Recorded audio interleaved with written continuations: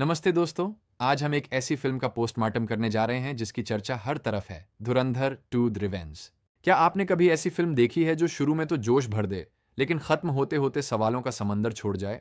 रणवीर सिंह की यह फिल्म बड़े वादों के साथ आई थी, जैसे एक्शन, रिवेंज और देशभक्ति का एक बेजोड़ संगम। लेकिन क्या यह सीक्वल अपने पहले पार्ट की विरासत को संभाल पाया, या ये सिर्फ एक शोर शराबे वाली फिल्म बनकर रह गई? आज के इस 10 मिनट के मास्टर क्लास में हम इस फिल्म के हर पहलू को गहराई से परखेंगे और सच को बेनकाब करेंगे। सीन 1 की शुरुआत एक इंटेंस रिवेंज सीक्वेंस से होती है, जहां रणवीर का कैरेक्टर पाकिस्तान में घुसने की तैयारी करता है। तनाव चरम पर है, हेवी थंपिंग स्कोर बज रहा है, लेकिन अचानक सब कुछ बदल जाता है और एक पुराना गाना शुरू होता है। सवाल यह है कि एक गंभीर मिशन के बीच अचानक ये रोमांटिक या पार्टी सॉन्ग क्यों? ये फिल्म की लय को तोड़ देता है।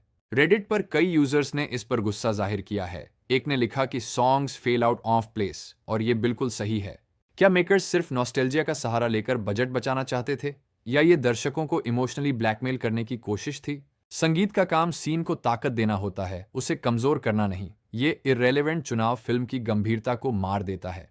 अब बात करते हैं उस समस्या की जिसने फैमिलीज को सबसे ज्यादा परेशान किया, बिना वजह इस्तेमाल की गई गालियां। जब आप बच्चों के साथ फिल्म देखने जाते हैं तो ऐसे शब्द सिर्फ शर्मिंदगी और एक ऑनवर्ड साइलेंस ही पैदा करते हैं। द हिंदू की रिव्यू में भी फिल्म को एक्सेसिव वायलेंस और पग्नेसिटी से भरी हुआ बताया गया है, जो काफी चिंताजनक है। क्या गालियां देने से फिल्म रियलिस्टिक बनती है? शायद नहीं। ये सिर्फ एक सस्ता तरीका है दर्शकों को उकसाने का। सीन 2 में कहानी पूरी तरह से एक पॉलिटिकल नैरेटिव में बदल जाती है, जो कि फिल्म का सबसे कमजोर हिस्सा है। इंडियन पॉलिटिकल एंगल्स को बहुत ही फोर्सफुली डाला गया है, जहां एक पक्ष को दूध का धुला और दूसरे को बुरा दिखाया है। सोशल मीडिया पर लोग इसे प्रोपेगेंडा फिल्म कह रहे हैं। क्या सिनेमा का मकसद मनोरंजन है या किसी खास विचार को थोपना? स्क्रॉल डॉट इन की रिव्यू इसे मोर ऑफ एवरीथिंग, गोर, चीयरलीडिंग और प्रोपेगेंडा का एक खतरनाक मिक्स बताती है। फिल्म में फैक्ट्स को बहुत ट्विस्ट किया गया है, जैसे पठानकोट अटैक या अन्य घटनाओं को जरूरत से ज्यादा ड्रामेटाइज किया। असली इंटेलिजेंस ऑपरेशंस इतने सरल और ब्लैक एंड व्हाइट नहीं होते। ये हकीकत से कोसों दूर एक फिल्मी झूठ है। अब आते हैं उस गलती पर जिसने सबसे ज्यादा ध्यान खींचा, पाकिस्तान में रणवीर सिंह का अजीबो-गरीब ड्रेसिंग स्टाइल। जब रणवीर अंडरकवर होकर लियारी जाता है तो वो हमेशा हैवी विंटर जैकेट्स में दिखता है, जबकि वहां झुलसाने वाली गर्मी है। बाकी सभी कैरेक्टर्स वहां गर्मी के कपड़ों में नजर आते हैं, जो रणवीर के इस लुक को और भी ज्यादा बेतुका बना देता है। और ये हाफ स्लीव सलवार कमीज, पाकिस्तान में मर्द ऐसा बिल्कुल नहीं पहनते। ये रिसर्च की एक बहुत ही गंभीर कमी है। डेली टाइम्स और समा टीवी जैसे पाकिस्तानी मीडिया ने भी इसका जमकर मजाक उड़ाया और इसे रॉन्ग लुक करार दिया। इंस्टाग्राम रील्स पर भी लोग कह रहे हैं कि फिल्म मेकर्स अभी तक बेसिक डिटेल्स को सही नहीं पकड़ पा रहे हैं। रणवीर का वो इल फिटेड और अनटाइडी सलवार कमीज फिल्म की क्रेडिबिलिटी को पूरी तरह से खत्म करने के लिए काफी है। सीन 4 में एक्शन जबरदस्त है, धमाके, फाइट्स और रणवीर का वो बीस्ट मोड जिसने सबको काफी प्रभावित किया है। रणवीर की मेहनत और उनके फिजिक की जूनियर एनटीआर और महेश बाबू जैसे दिग्गज सितारों ने भी जमकर तारीफ की है।